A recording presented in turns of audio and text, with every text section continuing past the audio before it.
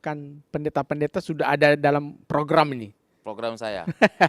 Setelah tamat dari pesantren sudah mulai menjalankan misi ya? Iya, bahkan Dakwah. di pesantren sendiri saya mulai misi, pacaran sama orang Kristen, gitu kan. Oh, itu misi juga itu? Misi juga. Oke, lalu memutuskan untuk berkeluarga kapan? Saya tahun 2007. 2007. Ketika saya sudah bertobat. Setelah bertobat baru berkeluarga. Pak Yosua, Bapak anak satu-satunya, dia istri kelima. Apakah ada juga anak-anak di keempat istri yang lain? Kalau setahu saya, mereka masih ada sampai saat ini. Bagaimana komunikasinya, Pak? Nah, pada saat itu mereka tahu ya, waktu kan saat ini kan banyak media sosial, ya kan? Banyak YouTube, banyak Facebook ya. Memang saat itu saya sempat ditolak keluarga, diusir. Ya kan, diusir, tidak boleh lagi tinggal dan tidak diakui oleh keluarga, dicoret dari kartu keluarga. Akhirnya sempat saya jadi gelandangan ketika saya terima Yesus, tidur di stasiun Cikini, gondang dia stasiun Cikini itu saksi hidup saya. Sampai saya sempat tidur di tempat pembuatan parsel. Jadi kalau yang punya toko datang saya disiram, saya sempat di situ. Dan pada saat itu saya datang ke Jalan Proklamasi, Dr. Suradi. Kalau makan siang itu kan Dr. Suradi kan nampung makan para pemulung. Saya ikut makan sama dengan pemulung dulu saya. Padahal saya guru agama Islam, sangat dihormati. Namun ketika saya terima Yesus, tantangan banyak gitu. Nah, ini menarik ini. Artinya setelah menerima Yesus malah ditentang oleh keluarga dan bukan bahagia tetapi malah menyedihkan nasibnya. Iya. Padahal kan di luar sana ada selentingan bahwa kalau masuk Kristen itu dibayar berjuta-juta ya Pak. Bapak dibayar berapa Pak waktu itu? Saya pada saat itu nggak ada yang bayar. Tidak ada yang bayar. Tapi saya terus berjalannya waktu. Sebenarnya tujuan saya satu itu ya. Mengislamkan pendeta ya sama peristiwa pembakaran gereja GPB Kampung Lio Depok. Bapak pernah terlibat di situ? Iya, ada 3 gereja saya bakar. Kenapa harus dibakar Pak?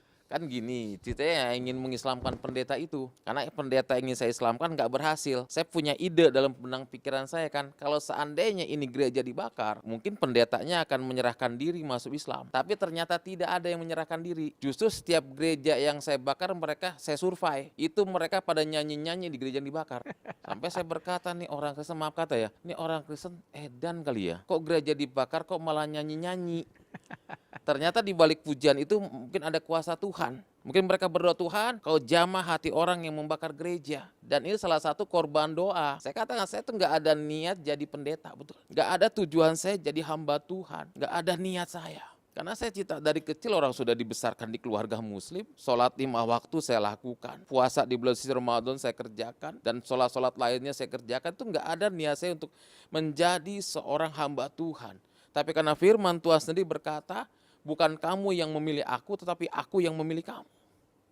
Pak, saat membakar gereja itu Bapak tega Pak? Saya saat itu pikiran saya nggak ada kasih. Yang terpenting visi saya berhasil, karena saya benci kekristenan. Benci sekali saya dengan orang Kristen. Bahkan kalau lihat pendeta lebih benci lagi saya. Tapi sekarang berteman sama pendeta. Ini sangat menarik dan mantan pembakar gereja itu kini mengikut Kristus. Bagaimana proses Bapak menerima Kristus Pak? Bisa diceritakan? Proses saya menerima Tuhan Yesus ketika saya menanti kedatangan pendeta untuk menyerahkan diri masuk Islam. Nah, saya prosesnya itu karena mimpi. Mimpi biasanya saya kan kalau habis sholat Isya, saya tidur di tengah malam. Jam 12 saya baru tidur, persiapan untuk ngajar ngaji buat hari Minggunya. Nah, pada saat itu ketika saya tidur karena gak enak badan, itu Tuhan kasih mimpi sama saya. Di dalam mimpi tersebut ada cahaya sinar yang menerangi tubuh saya, dan cahaya itu dengan suara yang sangat lembut. Dia berkata, akulah jalan, kebenaran, dan hidup. Tidak ada seorang pun yang datang kepada Bapa kalau tidak melalui aku. Dan akhirnya saya terbangun dalam mimpi saya. Nah, ketika saya terbangun seolah-olah ini nyata. Kenapa? Karena sekujur tubuh saya penuh dengan keringat. Saya masuk ke kamar mandi, saya ngambil sembahyang, saya sholat Allahu Akbar. Sholat tengah malam, sholat tahajud. Karena tahajud kan sunnah ya kan. Ibarat arti sunnah, dikerjakan dapat pahala, tidak dikerjakan tidak masalah. Beda dengan yang wajib. Kalau yang wajib dikerjakan dapat pahala, ditinggalkan berdosa. Seperti sholat 5 waktu, seperti puasa itu kan hukumnya wajib. Udah, saya sholat. Tengah malam saya tidur, pas mau jam 4 mau sholat subuh kan dengar azan, as-sholatu khairum minan naum, Lebih baik sholat daripada tidur kan. Akhirnya apa? Saya sholat subuh. Nah ketika saya mau sholat subuh itu mimpi yang saya alami itu terngiang-ngiang terus tinggal saya. Seolah-olah ada yang membisiki saya terus. Ngajar ngaji sampai saya salah, sholat sampai saya salah. Karena terus ini terngiang terus. Dan akhirnya apa? Saya tanya kepada paman saya seorang kiai. Saya bilang, kan kalau di Citaim kan manggil paman kan mamang. Mang, abdi mau tanya ku mamang. Tanya naon atau Yasin. Karena di Citaim kan sedikit bahasa Sunda ada. Tanya naon atau Yasin. Begini mang, saya pernah dikasih mimpi. Dalam mimpi tersebut ada cahaya sinar yang menerangi tubuh saya. Dan cahaya itu dengan suara yang sangat lembut. Dia berkata, akulah jalan, kebenaran, dan hidup. Tidak ada seorang pun yang datang kepada Bapak kalau tidak mulai aku. Coba mungkin paman tahu. Bahkan saya disuruh buka Al-Quran.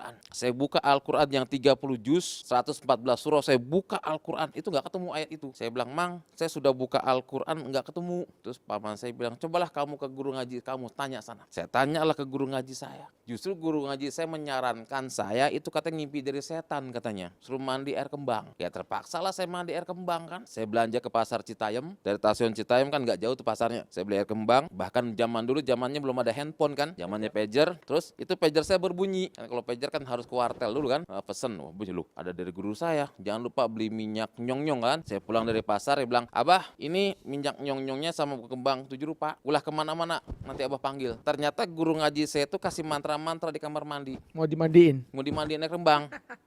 Akhirnya saya dimandiin air kembang, udah calik pulang katanya. Insya Allah tidak dihantui. Nah ketika saya pulang melangkah dari rumah guru ngaji saya itu bukannya malah hilang, malah menjadi-jadi. Bilang, abah kumaha atau abah kok bukannya malah hilang kok malah menjadi-jadi, kumaha atau abah. Guru ngaji saya menyarankan, Yasin kamu sholat istihoro. Istihoro beda dengan tahajud, artinya sholat meminta petunjuk, laksanakan itu. Baik abah. Saya sholatlah tengah malam istihoro, baca surah Al-Fatihah. Saya sholat, saya berdoa. Habis sholat lalu saya tidur. Tuhan kasih mimpi yang kedua. Di dalam mimpi yang kedua saya bertemu dengan seorang yang wajahnya bersih, bercahaya, berjubah putih, sambil bawa domba dan tongkat. Dengan suara yang sangat lembut, hai anakku, jika engkau menemukan ayat itu, engkau harus ikut aku dan pikul salib. Saya terbangun dalam tidur saya kan. Saya berpikir, ya Allah, kok dalam bulan-bulan ini kok saya mimpi yang aneh-aneh, saya bilang. Yang satu aja belum kejawab, ini udah ada lagi, saya bilang. Tapi memang luar biasa Tuhan. Mimpi ini terjawab nyata dua-duanya. Yang pertama ketika saya mendapat undangan untuk menyampaikan ceramah agama Islam. Daerah Sawangan, daerah Pitara, daerah Jembatan Serong, itu tempat saya menyampaikan ceramah agama Islam. Makanya wilayah Depok saya tahu semua. Karena saya pernah tinggal di situ, pernah menyampaikan ceramah agama Islam di situ. Akhirnya apa?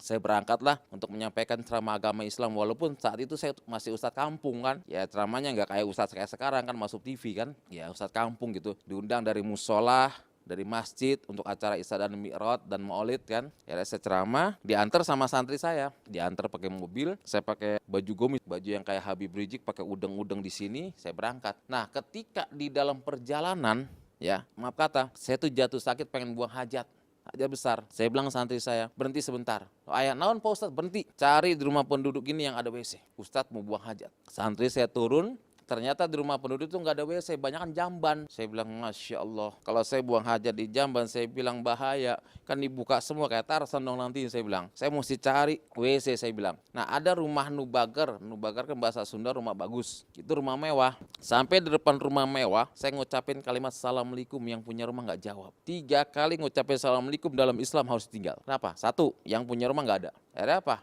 Saya gedor pintu yang punya rumah keluar. Ada apa Pak? Gedor-gedor rumah saya. Saya bilang, maaf Bu, saya bilang. Saya ini ustadz dari kampung, tujuan saya datang ke tempat ini ingin menyampaikan ceramah agama Islam. Namun izinkan saya, kalau memang diizinkan, saya pengen buang hajat. Ibu ada WC? Oh ada Pak, silakan masuk. Saya dipersilakan masuk kamar mandi. Selesai saya buang hajat, saya pengen pamit kepada yang punya rumah. Ingin ngucapin kalimat terima kasih. Saya lihat ada pembantu lagi ngepel. Mana Ibu? Ibu di ruangan tengah Pak, Bapak masuk aja ke ruangan tengah, ada apa-apa. Enggak, saya pengen ngucapin kalimat terima kasih, saya bilang. Saya masuk ke ruangan tengah, ibu itu lagi baca koran. Saya melihat gambar yang sedang bawa domba dan tongkat. Saya kaget, Masya Allah. Ini enggak salah. Itu yang dimimpi tadi? Iya, yang dimimpi tadi. Saya bilang, Masya Allah, ini enggak salah. Ini foto siapa ya? Langsung, Bu, sebelum saya pamit, saya mau tanya sama ibu. Oh silakan. Ini foto siapa dan ini gambar siapa? Apa ini saudara ibu yang sedang bawa domba dan tongkat? Oh bukan Pak, ini Tuhan saya, Tuhan Yesus. Masya Allah. Kalau gitu ibu orang Kristen ya. Kalau tahu ibu orang Kristen Bu, saya nggak jadi buang hajat. Itu saya saking benci dengan orang Kristen. Bahkan saya pernah melarang santri saya untuk belanja kepada orang Kristen. Saya dulu waktu jadi guru kami Islam, saya pakai jenggot segini. Dan saya selalu pakai siwak, nggak pernah pakai sikat gigi. Karena saya beranggapan sikat gigi, odol itu buatan orang kafir. Itu jahatnya saya dulu. Saya pakai siwak gitu, nggak pernah pakai sikat gigi saya. Dan akhirnya apa? Saya pulang dirangkul sama itu Pak, ibu itu Pak, Tuhan berkati Bapak, Tuhan pakai Bapak. Pakai apanya Tuhan, saya bilang. Udahlah saya pulang, saya nggak jadi ceramah. Ingat ya Pak. Hari itu nggak jadi ceramah? Nggak jadi ceramah, saya pulang. Oke. Karena saya berpikir kan, apa iya yang datang dalam mimpi saya Tuhannya orang Kristen, Tuhannya orang kafir. Saya bilang Masya Allah Tuhan. Ya Allah, saya nggak mau jadi orang Kristen, amit-amit jadi Kristen, saya bilang. Artinya saya nggak mau jadi orang Kristen, ya Allah, saya bilang. Sampai di rumah saya sholat, ya Allah jangan kau jadikan saya orang Kristen, saya nggak mau jadi Kristen, riskan masuk neraka, saya bilang. Saya bilang gitu, saya sholat terus, saya zikir, subhanallah, walhamdulillah, wallahu akbar, terus saya zikir, ya Allah jangan jadikan saya orang Kristen, saya nggak mau, saya bilang. Ada apa? Menjelang 1 bulan kemudian, habis sholat subuh, itu ada kerinduan pengen ke gereja, bayangin. Tiba-tiba ada rasa itu? Itulah tiba-tiba gerakan hati. Ya mungkin saya nggak tahu karena saya kan belum bertobat ya. Mungkin karena Roh Kudus kali kan. Habis sholat subuh, habis jadi imam, pengen kerinduan ke gereja. Kok bingung, saya udah doa, udah sholat, udah baca lain-lainnya, sudah zikir. Kok masih ada kerinduan pengen ke gereja? Saya penasaran ada apa ini, saya bilang. Ada apa? Saya sembunyi-sembunyi. Saya datang ke gereja itu pun masih pakai sarung, pakai peci. Nah, saya duduk di belakang, pada saat itu ada lagu yang saya dengar pertama kali itu di gereja. Roh Kudus hadir di sini, mengalir di bait suci. Itu saya merinding mendengar lagu itu. Yang namanya baru ke gereja merinding kan, saya keluarin tasbih, saya zikir di situ. Saya berpikir nih gereja banyak setan kali, saya bilang. Zikir di gereja? Allahu Akbar, subhanallah, subhanallah. Nah, saya lagu itu dinyanyikan. Naiklah, ya kalau saya bilang dulu bukan pendeta, pembicara, pengkhotbah, pengkhotbah gereja naik. Dia bilang nih, mari sama-sama kita buka Alkitab kita baca Alkitab kita bangkit berdiri, baca sama-sama. Ya saya nggak berdiri karena saya nggak ngerti kan, apa yang dibaca? Akulah jalan, kebenaran, dan hidup. Pas banget. Tidak ada seorang pun yang datang kepada Bapa kalau tidak melalui aku. Loh saya kaget, Masya Allah. Ini nggak salah pendeta baca Alkitab, saya bilang. Ini kan yang ada dalam mimpi saya.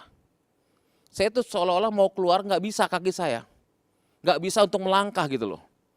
Dalam hati saya, ya Allah saya mau keluar gereja aja lah, saya bilang tuh. Ini nggak bisa untuk keluar gitu. Sampai saya dengerin itu di pendeta punya khotbah, selesai.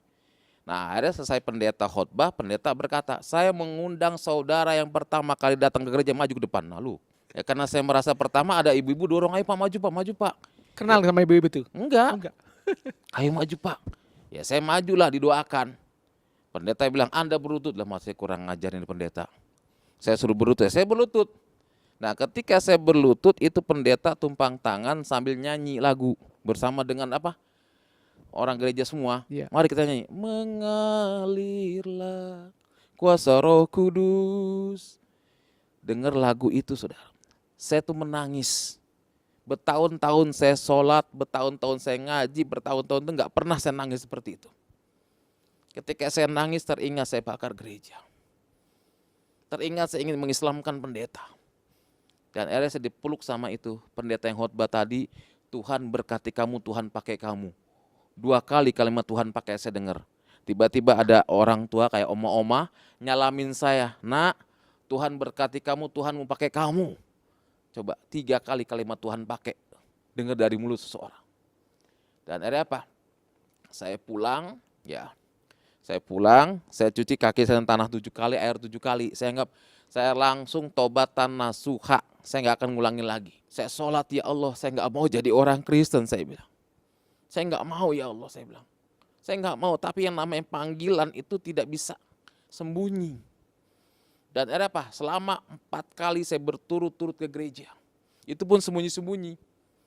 Sembunyi-sembunyi. Ada pepatah mengatakan walaupun bangkai disembunyikan di mana pasti baunya akan kecium juga. Dan akhirnya saya ketahuan ke gereja. Disidanglah saya sama keluarga saya. Disuruh ngucapin kalimat 2 kalimat syahadat, saya nggak bisa. Yang maaf kata yang terdengar Yesus.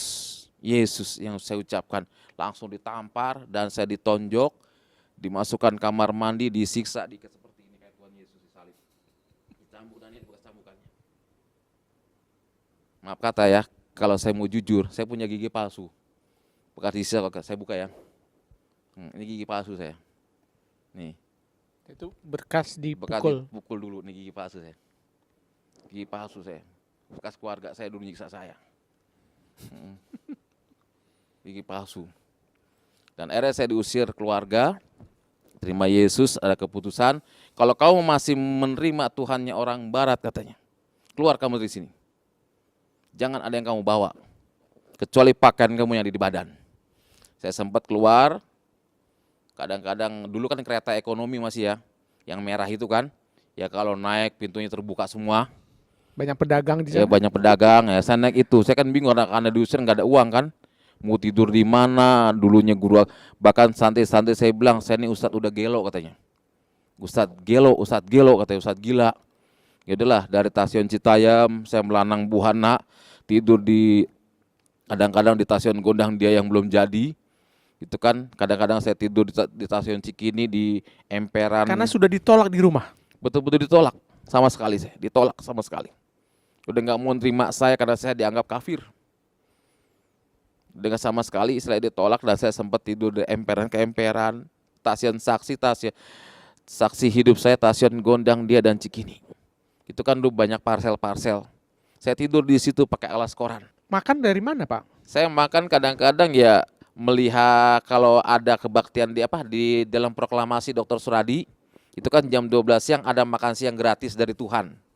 Saya coba ikut pemulung pada makan, ada yang bawa kantong plastik besar. Ya saya ikut bawa kantong plastik.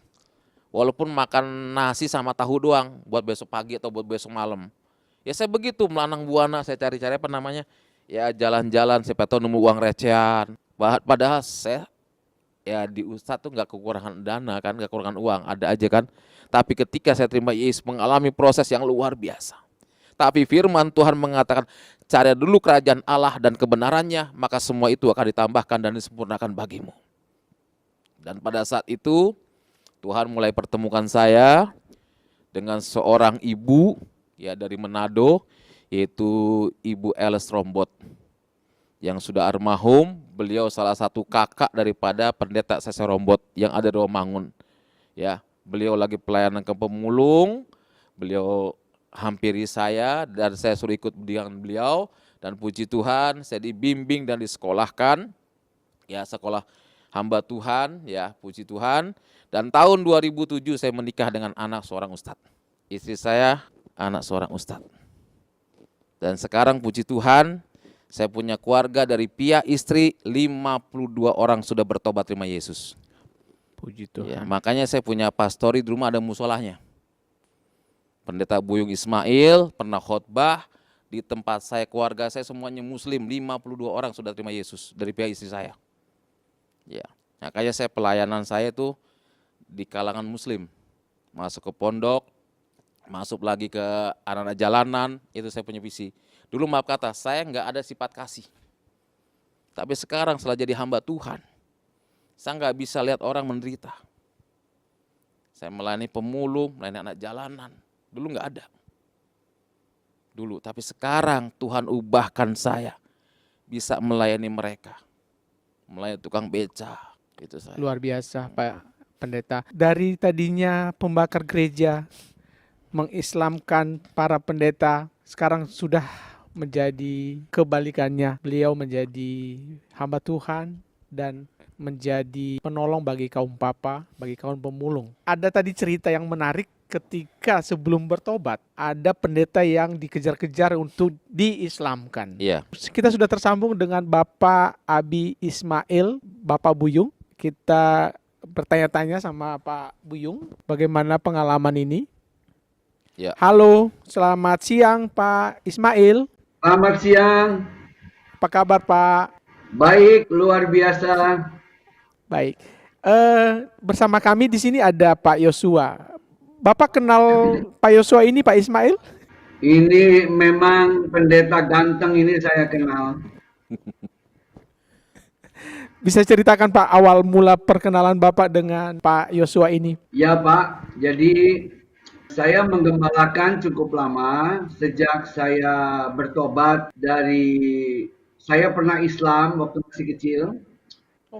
Kemudian saya menikah masuk Kristen, dibaptis, dan saya mulai merasakan panggilan Tuhan. Saya mulai pelayanan dulu dari sejak tahun 80-an dan saya masuk sekolah Alkitab tahun 85 dan mulai mengembalakan dan dengan anugerah Tuhan ya pelayanan boleh berjalan dan saya memang merindukan untuk banyak memurtadkan orang-orang dari Kedar. Nah, jadi ketika saat itu ketemu dengan seorang yang anak muda ganteng, sampai hari ini pun ganteng, kemudian beliau rupanya bermaksud memualafkan saya lagi, tapi beliau tidak tahu saya pernah. Jadi kami seperti adu siasat begitu ya. Aduh kuat ya Pak. Adu Adu ilmu. kuat. Aduh ilmu. Jadi ya setelah beberapa kali jumpa, saya terus menggedor. Ya beliau rasa sepertinya ilmunya nggak mempan dengan saya. Jadi beliau lari, istilahnya pergi, mungkin mencari korban-korban lain. Nah, tapi setelah kurang lebih hampir 30 tahun ya, kami bertemu di satu pertemuan virtual seperti ini. Tiba-tiba kaget-kaget beliau menyapa saya. Dia bilang, Pak masih ingat saya? Ya karena saya sebenarnya lupa-lupa ingat ya. Udah makin ganteng ya Pak. Saya ini dia bilang anak muda yang ketemu. Oh saya ingat. Sebab beliau itu datang sekitar waktu itu ketemu saya jumpa janji pertemuan itu jam 2 sore. Nah datanglah beliau. Memang hari Minggu sudah datang. Tapi mau jumpa dengan saya itu jam 2 sore. Nah kami terlibat ngobrolan cukup serius. Ya kemudian ya saya bawa doa seperti kita biasa doa puasa biasa kita berikan untuk hamba-hamba Tuhan. Oh kiranya Tuhan jamah anak muda ini ya. Ya puji Tuhan saya ketemu kaget di virtual. Oh ini saya ini Yasin Muhammad Yasin. Oh iya iya iya iya. Saya baru ingat sebab kami jumpa itu tidak sekali beberapa kali. Ya puji Tuhan saya terkaget-kaget. Loh sekarang Bapak di mana? Saya hamba Tuhan. Saya makin kaget lagi. Luar biasa. Akhirnya puji Tuhan kami berteman sampai hari ini dan kami berjalan bareng ya luar biasa anugerah Tuhan.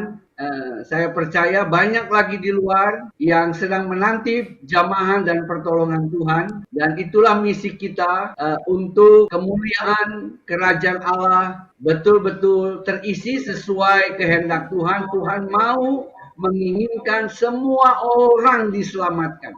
Amin. Masih ingat nggak Pak Abi, Pak Ismail, materi apa yang dulu ketika berdebat itu anak muda yang ganteng itu jadi KO? Masih ingat nggak? Beliau memang bertanya hal-hal yang klasik seperti kenapa Allah tiga, kenapa kok Tuhanmu mati, gitu ya. Kurang lebih itu ya. Dan ya puji Tuhan, saya pada waktu itu merasakan bisa menjelaskan ya sudah 30 tahun yang lalu memang sudah agak lupa ya. Tapi minimal itu intinya yang beliau serang. Kenapa orang Kristen itu kok membiarkan nabi jadi Tuhan, begitu kan kira-kira ya.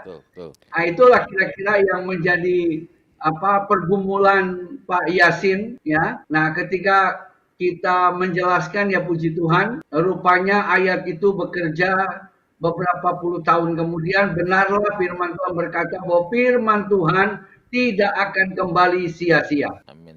Ya. Tuhan Baik. memberkati beliau. Pak Yosua, tahan dulu Pak Abi. Pak Yosua, ketika itu ada nggak rencana jahat dalam tanda petik setelah merasa kalah? Nggak ada rencana yang lain setelah itu? Sebenarnya pada saat saya berdialog dengan Pak Buyung ini, saya merasa kalah. Saya niat pengen bakar gereja dia, karena gereja dia kan masuk gang gitu. Jadi kalau saya bakar, takutnya kan kena masjid sebelah. Aduh, saya pikir nah kalau ada gereja Pak Buyung dibakar, pasar kebakar kan. Ya udahlah nggak jadi. Yang penting tujuan saya, visi saya kan tanya begini, kenapa Tuhan kamu kok ada disalib? Saya bilang gitu kan. Kok Tuhan disalib sih? Masa Tuhan disembah? Saya bilang gitu kan. Lemah banget. Saya tanya sama Pak Buyung gitu ya. Tapi ya saya merasa ya mungkin karena doanya Pak Buyung kuat kali ya. Saya nggak jadi bakar gereja dia gitu. Pak Buyung, Pak Buyung merasa nggak waktu itu Pak Yasin ini sebenarnya ada rencana mau bakar gereja, Bapak? Oh tidak Pak. Ya kebetulan, memang bukan kebetulan sebelah saya itu masjid ya, masjid termasuk terbesar di daerah itu. Tapi kebetulan pimpinan masjid itu adalah besan saya, besan keluarga besar saya. Pak